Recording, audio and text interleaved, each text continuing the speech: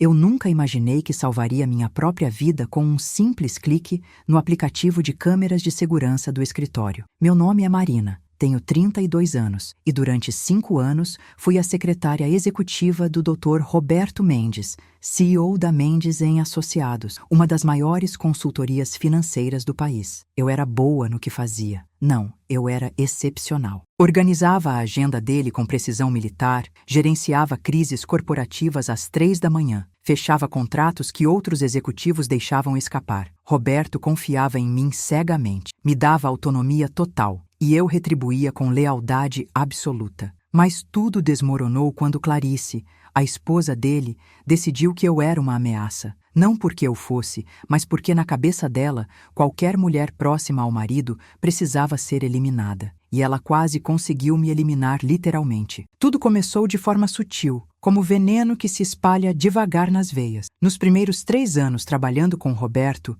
eu mal via Clarice. Ela aparecia ocasionalmente para almoços executivos, sempre impecável com seus vestidos de grife, cabelos loiros perfeitamente escovados, unhas feitas, maquiagem calculada. Acenava educadamente para mim, trocávamos trivialidades sobre o tempo e ela ia embora. Eu era apenas parte da mobília corporativa, invisível como o ar-condicionado ou as plantas ornamentais da recepção. Minha rotina era previsível e reconfortante. Chegava às 7 da manhã, preparava o café especial que Roberto gostava, organizava documentos, atendia ligações, coordenava reuniões, resolvia emergências e saía por volta das 19 horas. Eu tinha orgulho do meu trabalho. Me formei em administração com honras, fiz pós-graduação em gestão empresarial, falava 3 idiomas fluentemente. Não era apenas uma secretária, eu era praticamente a diretora operacional não oficial da empresa. Roberto sempre dizia nas reuniões de diretoria: se precisam de algo resolvido ontem, falem com a Marina. Ela faz milagres acontecerem.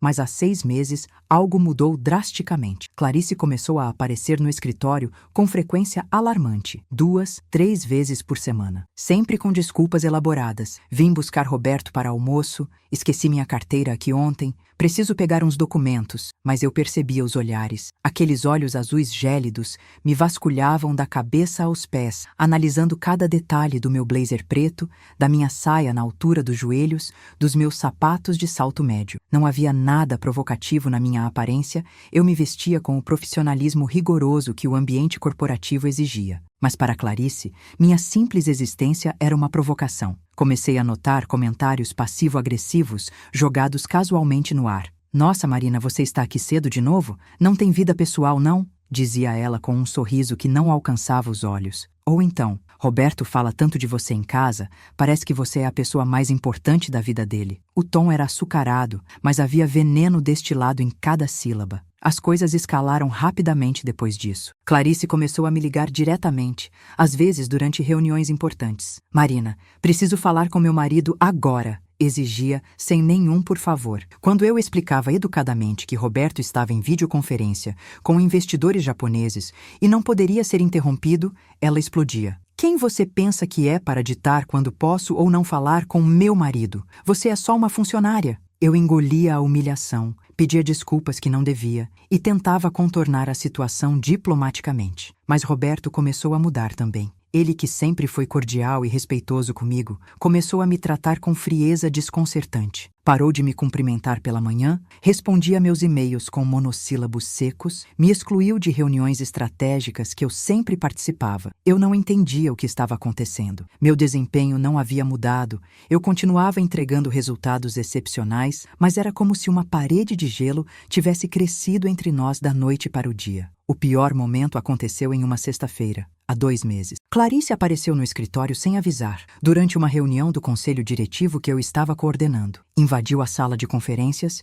interrompeu a apresentação que eu estava fazendo sobre projeções financeiras do 3º trimestre e começou a gritar na frente de 16 executivos. Você acha que eu não sei o que está acontecendo aqui? Acha que sou idiota? Fica se insinuando para o meu marido, com essas suas roupinhas apertadas, esses sorrisinhos, fica até tarde aqui sozinha com ele. Eu estava em choque absoluto, paralisada. Minha saia era tradicional, meu blazer era 2 números maior que o necessário, eu não usava nem batom. E quanto a ficar até tarde, Era porque trabalhávamos em fusos horários diferentes. Tinha reuniões com clientes na Ásia que aconteciam durante a madrugada brasileira. Tentei me explicar, com a voz tremendo. Senhora Clarice, a senhora está mal entendendo. Eu apenas... Mas ela me interrompeu, dando 3 passos na minha direção, invadindo meu espaço pessoal e cuspiu com desprezo. Cala essa boca, sua vagabunda. Eu sei muito bem o seu tipo. Mulherzinha frustrada que fica se oferecendo para homens casados porque não consegue arranjar ninguém para você. O silêncio que caiu naquela sala foi ensurdecedor. 16 pares de olhos me encaravam, alguns com pena, outros com constrangimento, alguns claramente apreciando o show. Roberto estava no fim da mesa, e eu olhei para ele implorando silenciosamente por defesa, por justiça, por qualquer palavra que restaurasse minha dignidade. Mas ele desviou o olhar, acovardado, simplesmente ficou lá sentado, examinando seus próprios sapatos como se fossem os objetos mais fascinantes do universo. Clarice continuou sua performance. E você, Roberto? Não pense que eu não sei que você fica babando nessa aí, mas vou deixar bem claro para todo mundo aqui. Ela não é nada. É uma funcionária substituível, facilmente descartável. E se eu descobrir que algo inapropriado está acontecendo, ela vai para a rua tão rápido que nem vai ter tempo de recolher suas coisinhas da mesa. Ela virou nos calcanhares e saiu batendo a porta com tanta força que os quadros na parede tremeram. Eu fiquei ali parada, sentindo meu rosto queimar de humilhação, minhas mãos tremerem incontrolavelmente, minha garganta apertar sufocando qualquer tentativa de palavra. Um dos diretores, Sr. Campos, um senhor de 60 anos com um olhar paternal, sussurrou baixinho. Marina, nós sabemos que não é nada disso. Você é profissional impecável. Mas as palavras gentis não apagavam a degradação pública que eu acabara de sofrer. Murmurei uma desculpa, saí daquela sala tentando manter alguma compostura, atravessei o corredor com as pernas bambas, tranquei-me no banheiro feminino e finalmente desabei. Chorei como não chorava desde a morte do meu pai, 5 anos atrás. Lágrimas grossas escorriam misturadas com rímel, meu corpo todo sacudia com soluços violentos, minhas unhas cravavam nas palmas das mãos, tentando ancorar alguma sensação física que superasse a dor emocional. Eu não merecia aquilo. Trabalhava duro, respeitava limites, nunca dei um único motivo para aquelas acusações monstruosas. Mas ali,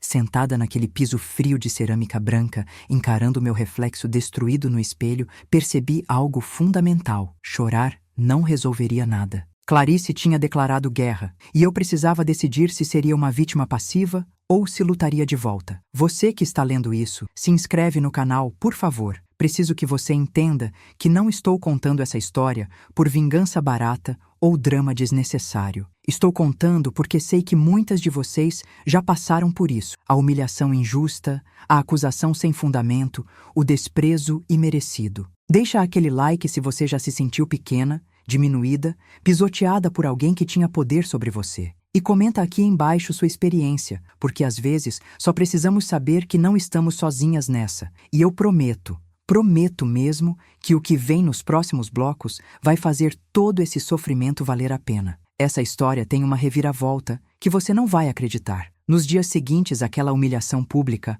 algo mudou dentro de mim. Não foi uma transformação repentina, explosiva, cinematográfica. Foi mais como gelo se formando lentamente na superfície de um lago, silenciosa, inexorável, perigosa. Continuei desempenhando minhas funções com a excelência de sempre, mas comecei a observar, realmente observar. Clarice tinha mostrado suas garras, revelado sua verdadeira natureza venenosa, e agora eu precisava entender exatamente com quem estava lidando, porque tinha algo errado naquela obsessão toda. Mulheres inseguras existem aos milhares, esposas ciumentas são comuns, mas aquilo era diferente. Havia uma intensidade desproporcional, uma fixação que ultrapassava a insegurança conjugal normal. Clarice não estava apenas protegendo seu casamento, ela estava caçando. E eu precisava descobrir por quê. Comecei sutilmente. A empresa tinha um sistema de câmeras de segurança de última geração, instalado em todos os andares, incluindo o executivo onde ficava minha estação de trabalho e o escritório privativo de Roberto. As câmeras eram oficialmente para segurança patrimonial, monitoradas pela equipe de vigilância no subsolo. Mas o que a maioria dos funcionários não sabia era que os executivos de alto escalão tinham acesso remoto ao sistema através de um aplicativo corporativo. Roberto me deu acesso 2 anos anos atrás, quando coordenei a reformulação da infraestrutura de segurança. Ele simplesmente esqueceu de revogar minhas permissões depois. Então, instalei o aplicativo no meu celular pessoal, configurei para receber notificações de movimento nos andares executivos e comecei a assistir. No início, não vi nada extraordinário. Clarice aparecia, ficava meia hora conversando com Roberto no escritório dele, porta fechada, e ia embora. Mas eu notava detalhes. A linguagem corporal dela era dominadora, invasiva. Ela apontava o dedo na cara dele, ele recuava. Ela batia na mesa, ele abaixava a cabeça. Não era conversa entre parceiros iguais, era dinâmica de controle e submissão. Roberto, que comandava uma empresa de 200 funcionários com pulso firme, que negociava com investidores internacionais sem pestanejar, virava um homem diminuído na presença da própria esposa. Aquilo me intrigava profundamente. Comecei a pesquisar sobre Clarice nas redes sociais, coisa que nunca tinha feito antes, porque francamente nunca me importei. Descobri que ela vinha de família rica, velha elite paulistana com sobrenome importante. Havia se casado com Roberto quando ele ainda estava construindo a carreira, 8 anos atrás. O Instagram dela era vitrine de luxo performático, fotos em restaurantes caríssimos, viagens para ilhas particulares, bolsas que custavam mais que meu salário anual, legendas em francês sobre sua vida supostamente perfeita. Mas quanto mais eu escavava, mais inconsistências apareciam. Clarice marcava a localização em lugares onde teoricamente estava, mas as fotos eram claramente antigas, recicladas. Em março ela postou foto curtindo o verão europeu, em Santorini, mas a mesma foto estava no perfil dela desde julho do ano anterior. Em abril, apareceu jantando com amigas em um restaurante badalado, mas a amiga marcada na foto tinha postado a mesma imagem 6 meses antes. Clarice estava construindo uma narrativa falsa da própria vida. Por quê? O que ela escondia? Comecei a fazer anotações discretas, datas, horários, padrões de comportamento. Percebi que ela sempre aparecia no escritório nas terças e quintas, sempre entre 15 e 16 horas, como relógio, e sempre ficava exatamente 37 minutos, nunca mais, nunca menos. Aquilo não era espontâneo, era ritual planejado. Então, aconteceu a descoberta que mudou tudo. Era uma quinta-feira chuvosa, final de outubro. Eu estava no escritório sozinha, porque Roberto tinha viajado para São Paulo para reunião com clientes. Clarice não sabia disso, porque Roberto simplesmente não compartilhava a agenda pessoal com ela. Ele me contava coisas assim. Recebi notificação no celular. Movimento detectado no andar executivo, 16h12 da tarde. Abri o aplicativo de câmeras e vi Clarice saindo do elevador, andando direto para a minha estação de trabalho. Ela olhou ao redor, verificando se estava sozinha, e então abriu as gavetas da minha mesa, todas elas. Revirou papéis, leu documentos confidenciais, fotografou contratos com o celular. Meu sangue gelou. Aquilo era crime federal, violação de privacidade corporativa, espionagem industrial potencial. Filmei a tela do meu celular com outro aparelho que eu tinha, garantindo que eu teria prova da prova. Mas o que veio depois foi ainda pior. Clarice terminou de revirar minhas coisas, sentou-se na minha cadeira como se fosse dona do lugar e fez uma ligação. Eu aumentei o volume do aplicativo, coloquei fone de ouvido e ouvi cada palavra com clareza cristalina. Oi, amor, sou eu. Não, ele viajou. Estou aqui sozinha. Eu sei que você não gosta quando arrisco assim, mas preciso encontrar alguma coisa que prove que ela está fodendo com meu marido. Não achei nada ainda, mas vou instalar aquele programa que você me ensinou. Sim,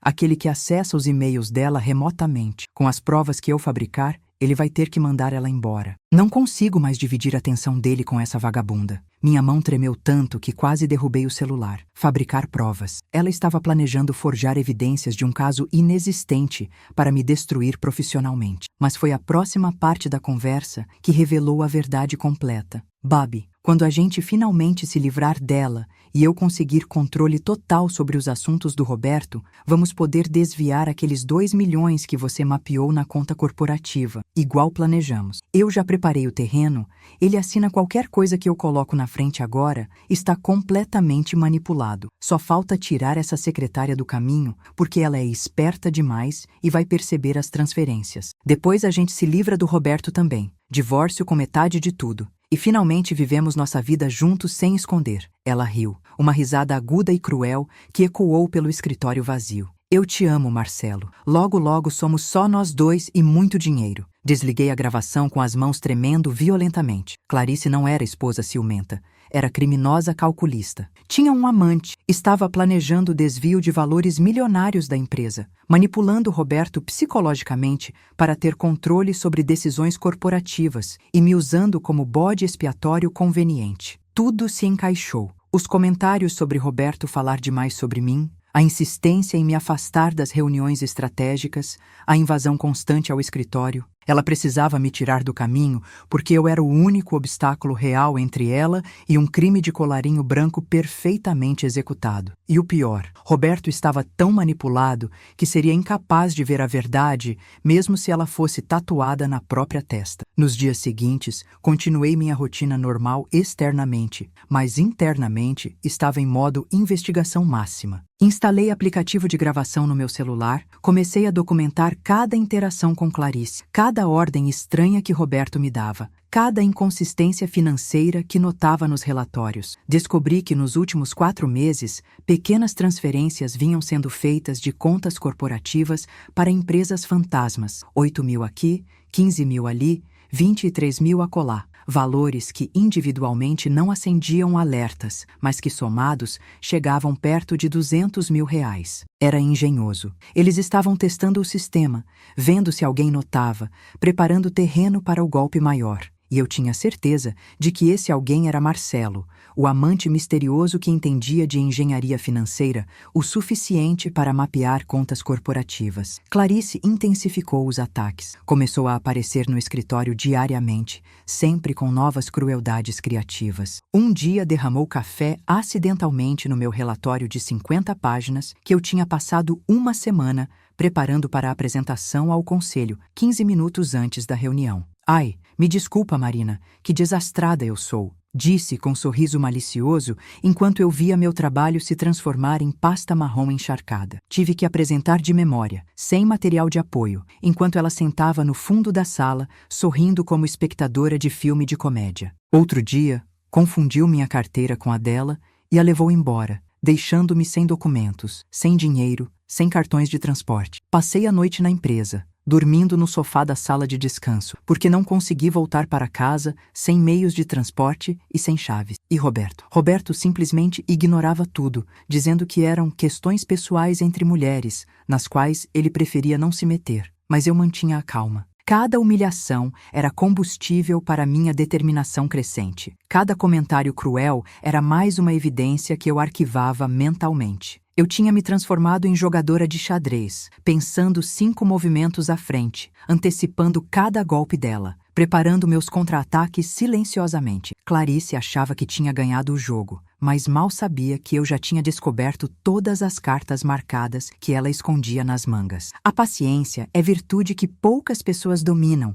especialmente sob pressão. Mas meu pai me ensinou isso quando criança. Marina, pessoas impulsivas fazem barulho e causam estrago temporário. Pessoas estratégicas, silenciosamente, montam peças e causam estrago permanente. Então chegou o dia, a quinta-feira que mudaria tudo. O dia em que Clarice finalmente ultrapassou todos os limites possíveis e entrou em território criminal que nem ela poderia manipular. Roberto estava em reunião externa o dia inteiro. Deveria voltar apenas às 18 horas. Eram 15h40 quando recebi a notificação de movimento. Abri as câmeras e vi Clarice entrando no andar executivo, carregando sua bolsa Hermès caríssima e olhando ao redor furtivamente. Meu instinto imediatamente acendeu alerta vermelho. Ela foi direto para a copa executiva, aquele pequeno espaço reservado com máquina de café expresso italiana, geladeira de bebidas importadas, armário de snacks gourmet. Eu estava no meu computador, aparentemente concentrada em planilhas, mas com o celular escondido sob a mesa,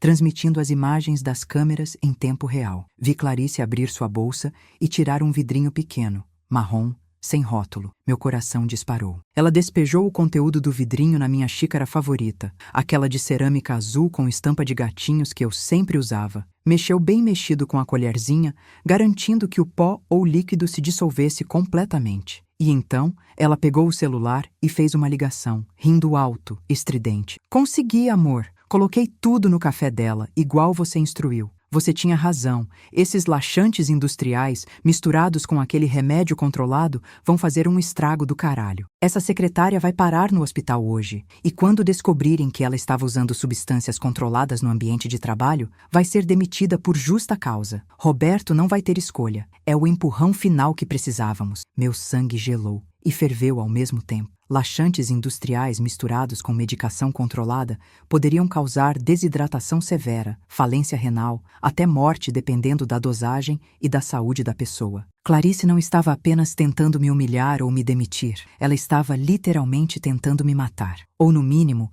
me colocar em situação de risco grave de saúde, apostando que ninguém descobriria a verdade. Minha mente trabalhou em velocidade supersônica. Eu tinha evidência em vídeo de tentativa de homicídio ou lesão corporal grave. Tinha gravação de conversa admitindo premeditação. E agora tinha uma escolha crítica: chamar a polícia imediatamente ou virar o jogo de forma mais poética. Escolhi a poesia da justiça. Clarice terminou a ligação, guardou o vidrinho vazio na bolsa, arrumou a cozinha para não deixar vestígios e saiu da copa com aquele sorriso vitorioso estampado no rosto perfeitamente maquiado. Ela atravessou o corredor, entrou no elevador e sumiu. Esperei 3 minutos para garantir que ela realmente tinha ido embora. Então me levantei com calma sobrenatural, caminhei até a copa e olhei fixamente para as 2 xícaras sobre a bancada, a minha de gatinhos azuis e a xícara branca genérica que estava ao lado. Peguei minha xícara envenenada, o líquido marrom escuro que Clarice tinha preparado tão cuidadosamente, e então,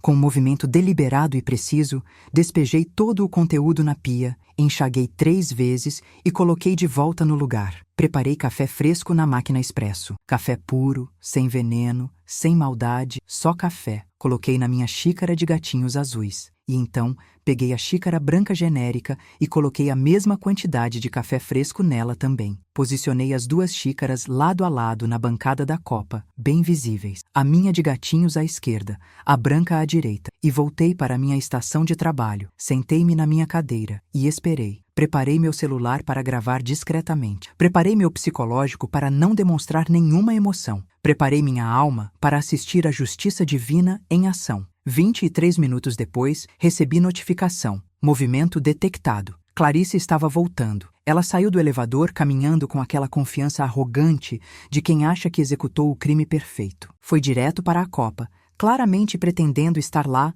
quando eu fosse buscar meu café envenenado, provavelmente para assistir ao show e fingir preocupação quando eu começasse a passar mal. Mas quando ela entrou na copa e viu as 2 xícaras sobre a bancada, sua expressão mudou. Confusão. Ela olhou ao redor procurando por mim, mas eu estava estrategicamente posicionada, onde ela não conseguia me ver sem se aproximar. Observei pelas câmeras cada microsegundo do que aconteceu em seguida. Clarice pegou a xícara de gatinhos azuis, cheirou o conteúdo, franziu a testa. Café puro. Nada de cheiro químico, nada de substâncias dissolvidas. Ela claramente não entendeu o que tinha acontecido. Colocou minha xícara de volta no lugar e então seu olhar caiu sobre a xícara branca genérica. E eu vi o momento exato em que seu cérebro processou a lógica distorcida. Será que ela trocou as xícaras? Será que percebeu algo? Clarice pegou a xícara branca, examinou com atenção. Café normal, aparentemente, mas ela estava visivelmente nervosa agora. Suas mãos tremiam levemente. E então, no movimento mais estúpido e ironicamente perfeito possível, ela bebeu. Tomou 3 goles longos da xícara branca genérica, provando o líquido, testando se havia algo errado. Estava tentando descobrir se aquela era a xícara envenenada ou não, mas era só café puro. Então ela relaxou, colocou a xícara vazia na pia, pegou minha xícara de gatinhos azuis, também com café puro, e caminhou até minha estação de trabalho. Marina, ela cantarolou com doçura falsa. Trouxe um cafezinho para você, querida. Você trabalha tanto, merece um mimo. Estendeu a xícara para mim com um sorriso venenoso, esperando que eu bebesse o veneno que ela pensava ter colocado ali. Eu aceitei a xícara, agradeci educadamente e levei aos lábios, mas não bebi. Apenas fingi um gole, deixei o café tocar meus lábios e coloquei a xícara de volta na mesa. Obrigada, Clarice, mas preciso terminar esse relatório urgente. Vou tomar depois. A decepção no rosto dela foi visível por uma fração de segundo,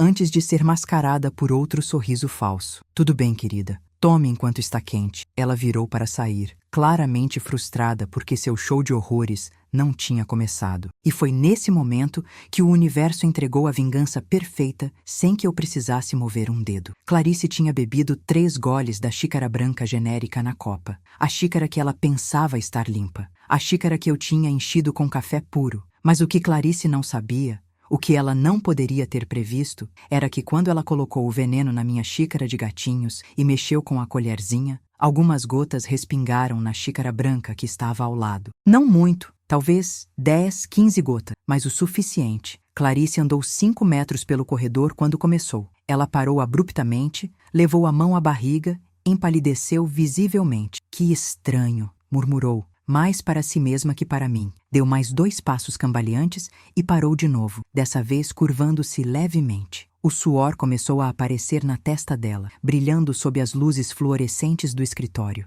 Eu continuei digitando no computador, fingindo não notar nada. Mais 30 segundos, e Clarice deixou escapar um gemido baixo de dor. Marina, ela sussurrou com voz estranhamente fraca. Me sinto mal. Finalmente olhei para ela com expressão de preocupação perfeitamente ensaiada. O que foi, Clarice? Precisa de ajuda? Ela estava definitivamente pálida agora. Sua pele havia adquirido tom esverdeado doentio. Suor escorria pelas têmporas borradas com maquiagem cara. Suas pernas bambolearam e ela se apoiou na parede. Não sei, tudo está rodando. Sua bolsa Hermès caiu no chão com estrondo alto, derramando conteúdo por todos os lados. Celular, carteira, maquiagem, chaves e o vidrinho marrom incriminador que rolou direto até meus pés. Eu me levantei, peguei o vidrinho, li o rótulo caseiro com letra manuscrita. Laxante industrial, Plais 20 mg em diazepam. Segurei o vidrinho bem alto para as câmeras capturarem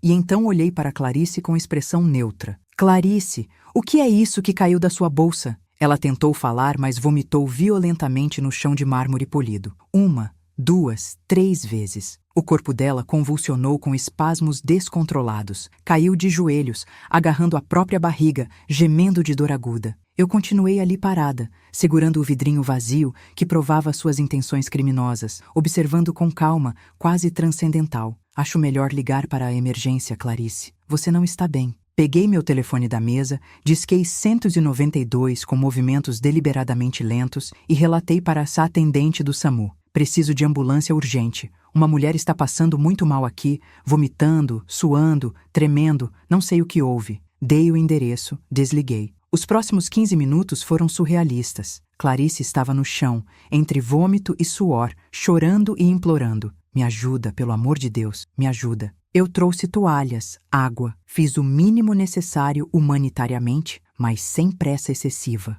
Outros funcionários que estavam em outros andares começaram a aparecer atraídos pelo barulho. A recepcionista, o gerente de TI, 2 estagiárias. Todos olhavam horrorizados para Clarice Mendes, a esposa do CEO, reduzida à pilha trêmula de humanidade no chão frio do escritório. E então ouvimos sirenes. A ambulância havia chegado. 4 paramédicos invadiram o escritório com maca, equipamentos, perguntas rápidas. O que ela ingeriu? Quando começaram os sintomas, ela tem histórico de alergias? Eu entreguei o vidrinho marrom para o paramédico-chefe. Encontrei isso na bolsa dela quando caiu no chão. Parece ser laxante industrial misturado com diazepam. O rosto do paramédico se fechou imediatamente. Ele sabia exatamente o que aquela mistura significava. Isso é tentativa de envenenamento ou uso recreativo extremamente perigoso, ele declarou alto para todos ouvirem. Precisamos bombear o estômago dela imediatamente e monitorar função renal. Eles colocaram Clarice na maca,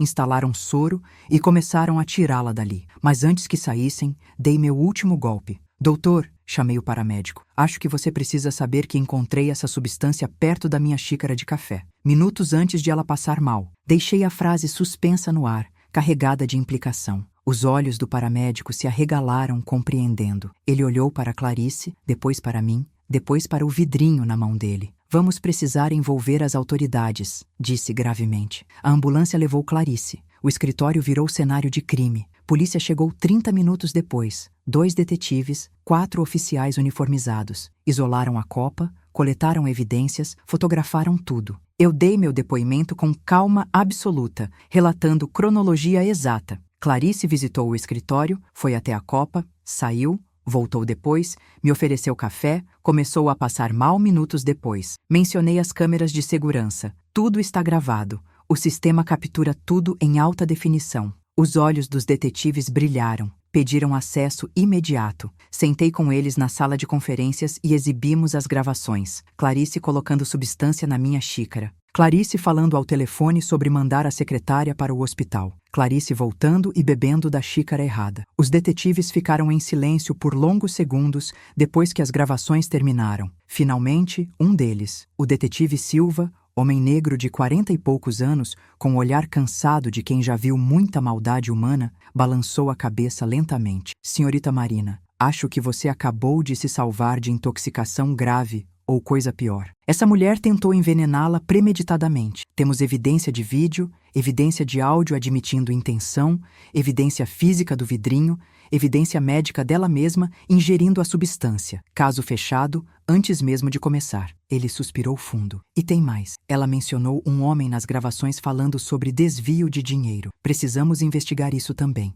Isso pode ser conspiração criminosa maior do que tentativa de homicídio. Roberto chegou ao escritório às 18h15. Direto do aeroporto. Ele estacionou e já encontrou polícia, fita isolando áreas, funcionários agitados cochichando nos corredores. O rosto dele era pura confusão. O que diabos aconteceu aqui? Fui eu quem explicou, com voz controlada, cada sílaba medida. Sua esposa tentou me envenenar, Roberto. Colocou laxantes industriais e diazepam no meu café. Planejou me mandar para o hospital para me demitir por uso de substâncias no trabalho. Mas acidentalmente, bebeu parte do veneno ela mesma. Está internada em emergência no Hospital São Lucas neste momento. E há indícios de que ela está desviando dinheiro da empresa com um amante, possivelmente R$2 milhões. Tudo está nas gravações de segurança. A polícia tem cópias. Roberto desabou numa cadeira, rosto nas mãos. Respiração pesada. Ele não chorou, mas ficou ali sentado em choque absoluto por minutos que pareceram horas. Quando finalmente levantou o rosto,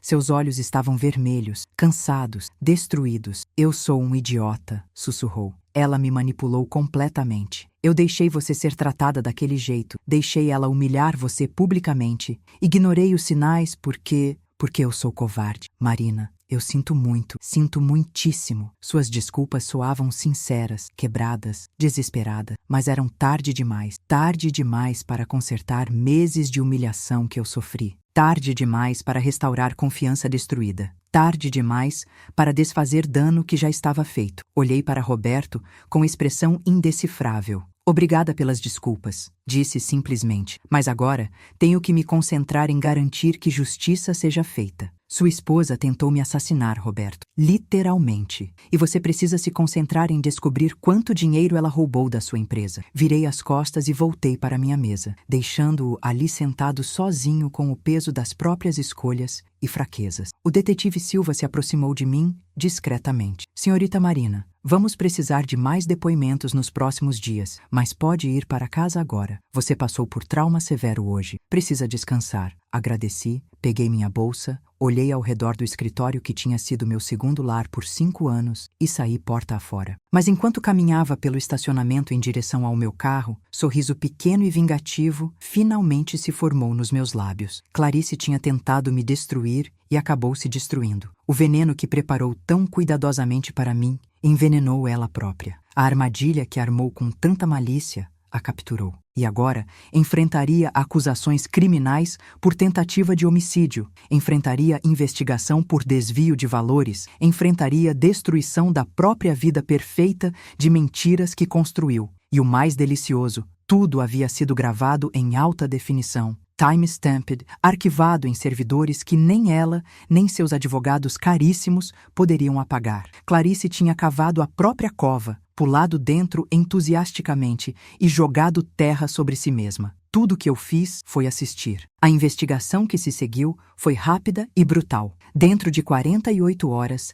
a polícia tinha rastreado Marcelo, o amante misterioso, Marcelo Tavares, contador freelancer com histórico de fraudes financeiras em 2 empresas anteriores. Ele havia conhecido Clarice em um evento corporativo 2 anos atrás. Começaram a affair e juntos planejaram o golpe elaborado. manipular Roberto psicologicamente até ele se tornar títere fácil, desviar fundos progressivamente testando o sistema de segurança, eliminar obstáculos humanos, executar o roubo maior, forjar divórcio milionário, desaparecer juntos para algum país sem extradição. Era plano ambicioso, quase brilhante, quase, porque subestimaram a secretária competente que prestava atenção. Marcelo foi preso tentando fugir do país com passaporte falso no Aeroporto Internacional de Guarulhos. Na mochila dele, documentos de empresas offshore, transferências bancárias anotadas, celular com conversas comprometedoras com Clarice e lista detalhada de todos os desvios já realizados. R$ 238 mil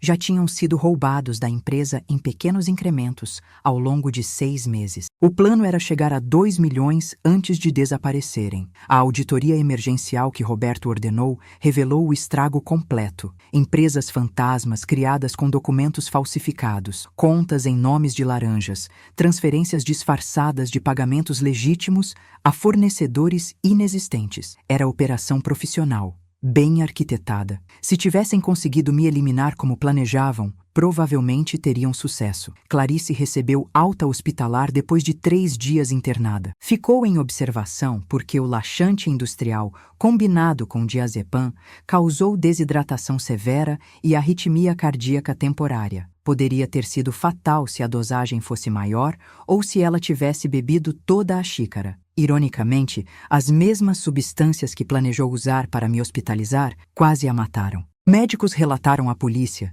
que se eu tivesse bebido a dosagem completa que ela preparou, considerando meu peso e saúde geral, eu provavelmente teria morrido ou sofrido danos permanentes nos rins. Tentativa de homicídio deixou de ser possibilidade jurídica e virou acusação formal. Quando Clarice recebeu alta, policiais estavam esperando do lado de fora do quarto com algemas. Prenderam ela ali mesmo. Leram os direitos Miranda enquanto ela gritava histericamente que tudo era mal entendido, que ela nunca tentaria machucar ninguém, que as gravações eram montadas, que eu tinha armado tudo, mas ninguém acreditou. Evidências eram irrefutáveis. Tentativa de homicídio, fraude corporativa, conspiração criminosa, uso de documentos falsos. Lista de acusações tinha 12 itens. Promotoria calculava que, se condenada em todos, Clarice pegaria entre 15 e 22 anos de prisão. Marcelo enfrentava 15 a 19 anos. As semanas seguintes foram tornado emocional. Mídia descobriu a história porque envolveu CEO de empresa conhecida, tentativa de assassinato, romance proibido, roubo milionário. Virou manchete em todos os portais. Esposa de CEO tenta envenenar secretária e acaba tomando próprio veneno. Triângulo amoroso termina em prisão e fraude milionária. Secretária escapa de morte por centímetros. Minha foto apareceu em jornais. Meu nome virou trending topic no Twitter. Dezenas de repórteres ligavam diariamente pedindo entrevistas. Advogados me procuravam oferecendo representação gratuita para processar Clarice civilmente, além das acusações criminais. Empresas concorrentes me mandavam propostas de emprego com salários absurdos. Roberto implorou para eu ficar na empresa. Marina, por favor, não vá embora. Eu sei que não mereço sua lealdade depois de tudo, mas você construiu tanto aqui. Você é essencial. Ofereceu aumento de 100%, promoção para diretora de operações, carro da empresa, seguro de saúde premium, participação nos lucros. Era oferta generosa, reconhecimento tardio da minha importância. Mas eu já havia tomado decisão. Roberto, disse calmamente, agradeço as ofertas, mas não posso ficar. Não depois de tudo que aconteceu aqui. Preciso recomeçar em lugar onde posso ter paz. Ele assentiu tristemente, entendendo. Negociou comigo rescisão indireta com todas as verbas possíveis, carta de recomendação entusiasmada, liberação de concorrência e pagamento extra equivalente a 18 meses de salário como compensação moral. Processei Clarice civilmente por danos morais, tentativa de homicídio e sofrimento psicológico. Pedi R$ 2 milhões em indenização. Advogados dela tentaram negociar acordo extrajudicial de 300 mil. Recusei. Fui a julgamento. Juiz olhou as evidências,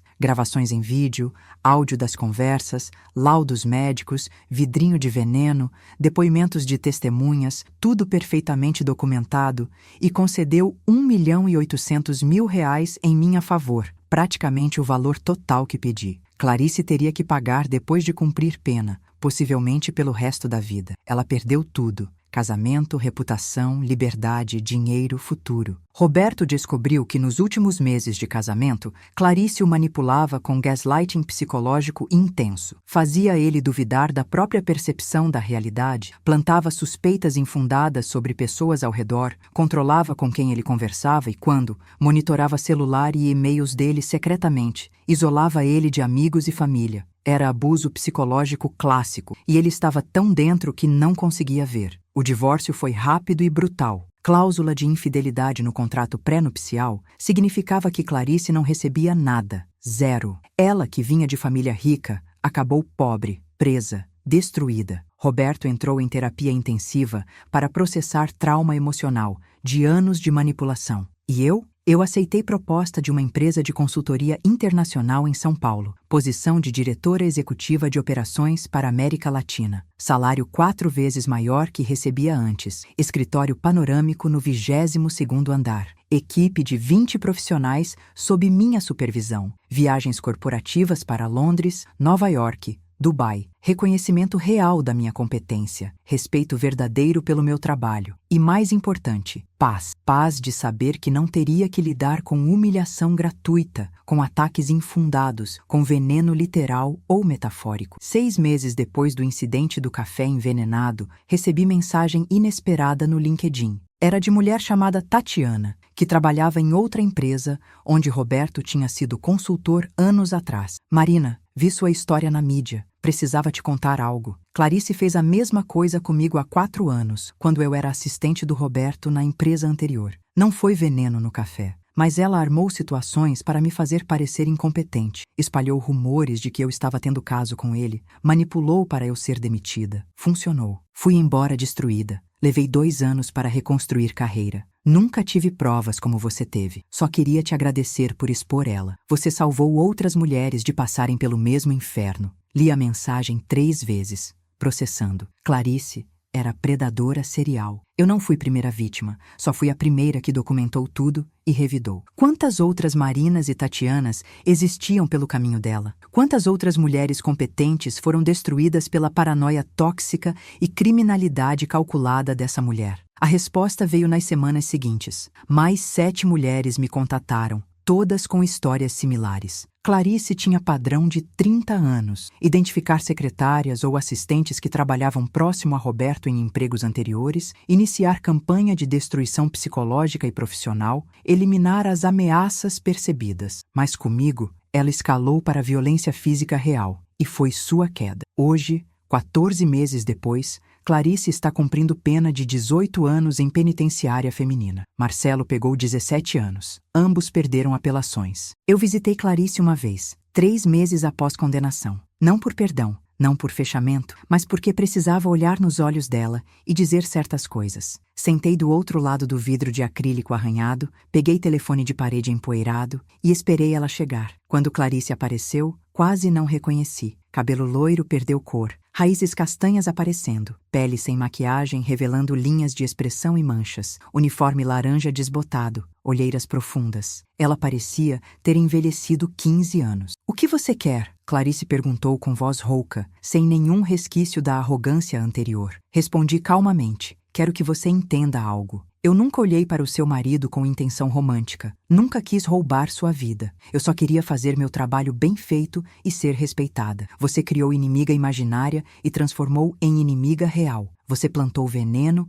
e colheu veneno. Você cavou fossa e caiu dentro. Tudo o que aconteceu com você foi consequência direta das suas próprias escolhas. Eu não te destruí, Clarice. Você se destruiu sozinha, e eu só documentei o processo. Ela começou a chorar, lágrimas silenciosas escorrendo pelo rosto cansado. Eu sei, sussurrou. Eu sei e vou viver com isso pelos próximos 18 anos. Desliguei o telefone e saí sem olhar para trás. Aquela foi a última vez que vi Clarice Mendes. Último resquício de energia que gastei com ela. Porque minha vida agora era sobre crescimento, sucesso, propósito renovado. Alguns meses depois, lancei instituto sem fins lucrativos, chamado Vozes no Escritório, dedicado a ajudar mulheres que sofrem abuso psicológico em ambientes corporativos. Oferecemos assessoria jurídica gratuita, documentação de evidências, suporte psicológico, conexões com rede de empresas éticas. Em um ano, ajudamos 231 mulheres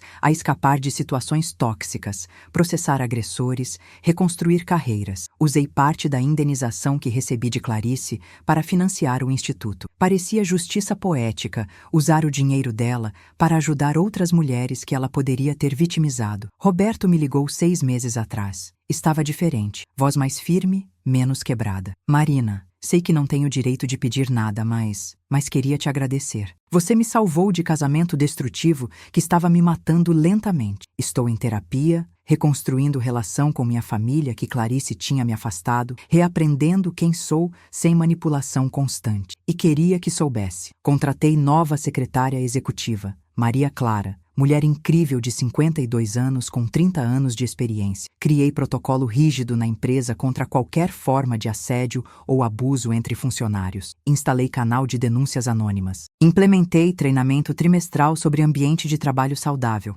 Tudo isso por sua causa. Você me ensinou lições que custaram caro, mas que eram necessárias. Fiquei feliz por ele. Sinceramente feliz. Roberto não era vilão da história. Era vítima também. Vítima de manipulação psicológica sofisticada, de abuso emocional prolongado. Mas isso não apagava o fato de que ele foi covarde quando precisava ter sido corajoso. Foi omisso quando precisava ter sido protetivo. Aquela omissão custou meses de sofrimento desnecessário para mim. Fico feliz que esteja bem, Roberto, disse sinceramente, e espero que continue construindo um ambiente mais saudável na empresa. Conversamos mais 15 minutos, cordiais, mas distantes, e nos despedimos. Não éramos mais chefe e secretária, não éramos amigos, éramos apenas duas pessoas que compartilhavam passado traumático e haviam escolhido caminhos diferentes de cura. Quanto a mim, estou genuinamente feliz. Trabalho que me desafia intelectualmente, equipe que me respeita, salário que me permite viver confortavelmente e financiar causas importantes. Segurança de saber que não vou acordar um dia e descobrir veneno no meu café. Conheci alguém especial, Leonardo, advogado de direitos humanos, homem gentil que entende trauma que passei e me apoia sem tentar me controlar. Estamos construindo um relacionamento saudável, baseado em respeito mútuo, comunicação honesta, confiança verdadeira. Às vezes ainda tenho pesadelos onde estou bebendo café e saboreio o gosto metálico estranho. Acordo suando, coração disparado. Mas terapeuta me ajuda a processar isso. Trauma leva tempo para curar, mas estou no caminho certo. A lição maior que aprendi de tudo isso: calma estratégica vence emoção impulsiva. Se eu tivesse confrontado Clarice na primeira humilhação, teria parecido histérica. Se eu tivesse chamado polícia sem evidências concretas, nada teria acontecido. Mas porque observei, documentei, esperei momento certo, construí caso irrefutável, justiça foi feita completamente. Vingança não é servida quente, fervendo de emoção. Vingança é servida fria, calculada com precisão cirúrgica. E às vezes, como no meu caso, o universo faz trabalho sujo por você. Só precisa preparar cenário adequado e deixar o inimigo se destruir. Para você que me acompanhou até aqui, até o final dessa jornada longa e emocionalmente exaustiva, muito obrigada. Se a história te tocou, se te fez sentir algo, se te inspirou de alguma forma, inscreva-se no canal. Tem mais histórias de superação, mais relatos de pessoas que transformaram humilhação em força, que converteram veneno em antídoto. Deixa aquele like se essa história mexeu com você emocionalmente. E, por favor, comenta aqui embaixo. Conta a sua história. Compartilha a sua experiência. Porque, às vezes, sabemos que não estamos sozinhos, faz toda a diferença entre desistir e resistir. E se você está passando por situação similar agora, se tem alguém tentando te destruir, te humilhar, te diminuir no trabalho ou em qualquer área da vida, lembra disso. Documente tudo. Seja mais inteligente que eles. Seja mais estratégica. Seja mais paciente. Deixa eles se revelarem completamente